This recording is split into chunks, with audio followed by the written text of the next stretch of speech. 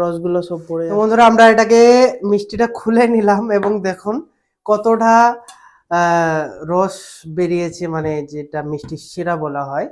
আর এই যে রসগোল্লা, ঠিক আছে, এইবার আমরা এটাকে কি করব, টেস্ট করব, যে টেস্টটা কিরকম আসে, দোকানের যে আমরা দোকানে খাই সেই রকম টেস্টটা আসে নাকি একদম সম্পূর্ণ আলাদা টেস্ট আমরা পাই।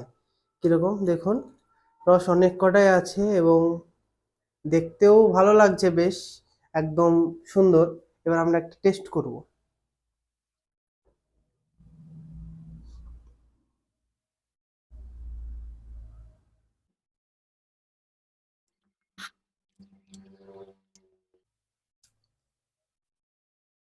একদমই আলাদা টেস্ট, মনে হচ্ছে না যে মিষ্টি খাচ্ছি, তো সম্পূর্ণ আলাদা টেস্ট লাগছে একটা, মানে